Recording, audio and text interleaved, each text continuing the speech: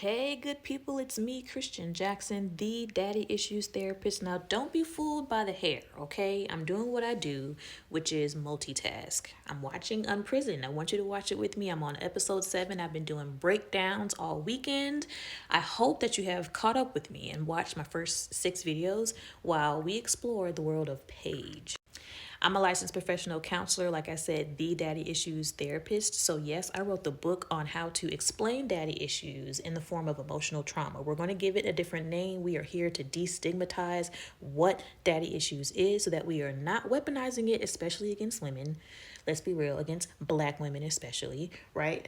Let's talk about Paige's experience and how she's a licensed therapist like me with daddy issues like me. So, I have loved this show so far. We've gotten into internal family systems, which is a therapeutic intervention that we use as professionals to help you reconcile the different needs of different parts. When I'm thinking about the different parts, and you've already watched the show, this is where we've seen young Paige and young Edwin. Edwin is her daddy. What has your inner child been screaming this whole time while you've been watching Unprisoned with me or by yourself? Let me know in the comments. I am super excited about this show and how it's tastefully and in such an amazing, incredible way educated us about daddy issues, how it can look in everyday life, and how it's normalizing therapy. Now, what I'm hoping to see is that she does not go to therapy during this season, because I want to be part of season 2. I want to be her therapist. I want to be daddy issues therapist. I could literally play myself and just take Paige to town and talk about the specific interventions or talk through specific assessment questions to get what we need as far as treating this very specific emotional trauma that is daddy issues. Let's get into episode 7. How to fix your picker TED Talk. Ah, that's so cute. What is she going to talk about? Alrighty, so now we're Instagram official with our boo Mal. That says a lot. Social media, whether we like it or not, is not going away. Okay, we're out here living in the metaverse, just kicking it, having life, and recording things through our lenses. Okay, so what does this mean that they're Instagram official? It's a huge step for her, right? It means that I am okay with showing the world that I am in this meaningful relationship. Now I'm curious about you guys.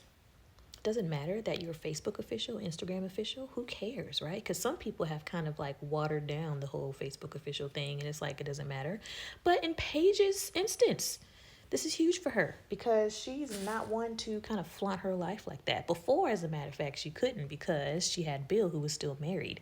So catch that. Oh, Uncle Fox, child. Everybody can go with you when you're on your growth journey. We're not going to judge Edwin. He's clearly already feeling guilty and judging himself about this decision he made. But still, everybody can go with you. Set your boundaries.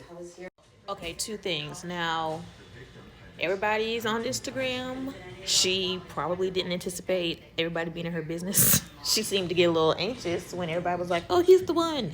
So, make sure if you're going to go Facebook official that you are ready for all the feedback, because people love to be in your business. And now the plot thickens. Bill has hit her up like they do, right? When they see you happy. I know he's seen her Instagram.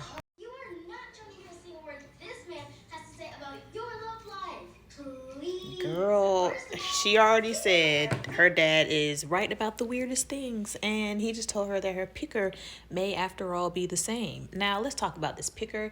It is the mechanism that we have inside of us that chooses a mate, right? It is the one that is probably led by, remember from our last video, couples sessions ago, probably around episode 3, she talked about her amygdala. That's the part of the brain that scans for danger. It lets us know when things are safe. So let's just kind of equate the picker to the amygdala. What is it about people around you, the people you choose to date and be in relationships with, that helps you feel safe? That's the picker. It's the radar, if you will, where you scan relationships, where you scan conversations, and you say, this person's allowed in my life. Now, it's not uncommon for our picker to like go through things, right? It's not going to stay stagnant. We have relationships and experiences that inform how well or not so well the picker is working. So let's not be like rigid and in a box about how the picker is working. If she's not in love with Mal now after just going Instagram official, that's okay. because she probably needs to back up and identify what love is. She is clearly, for the first time, defining for herself with her more evolved brain. Evolved because she is now giving her dad a chance, and her dad and her are recreating what their relationship is now, right? It's okay if she's not in love. This is the first time that she's actually had a healthy relationship. So just explore it. You don't have to rush into anything. How many times have you rearranged your boxes just to make someone fit into your life? Okay, you got boxes you want to check.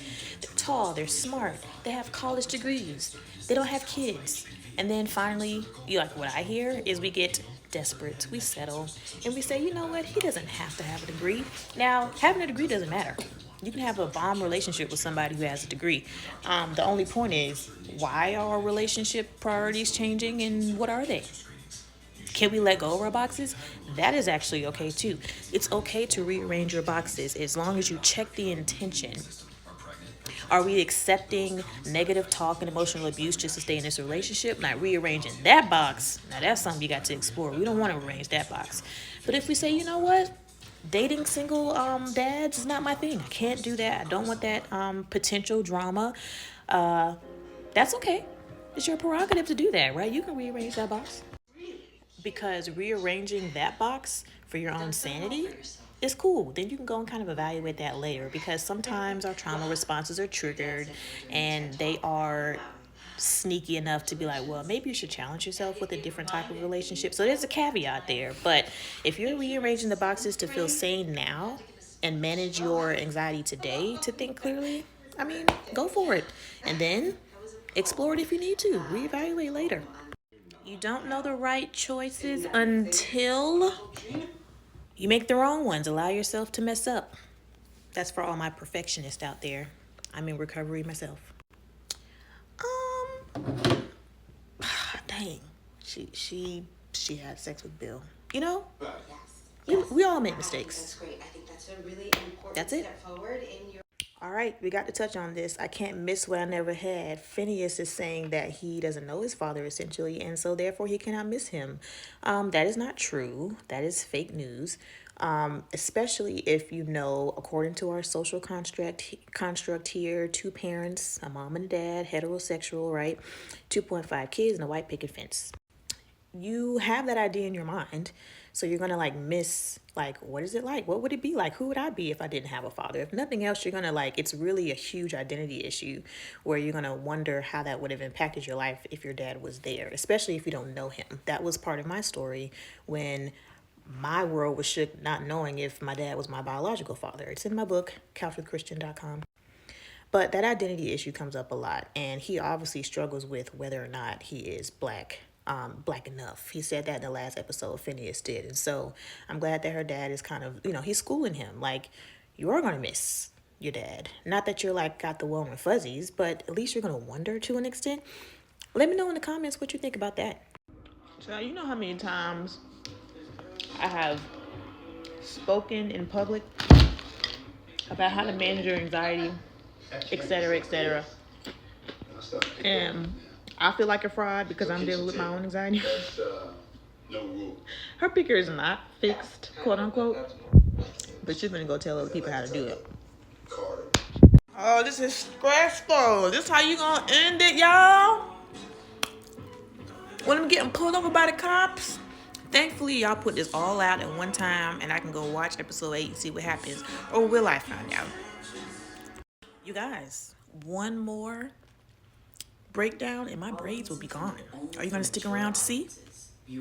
Enjoying them so far? Let me know in the comments. And challenge yourself. What was it that you have learned about yourself that you didn't know when you watched this episode, especially in regards to the box you may have put yourself in? Is your picker broken? Do you believe in broken pickers?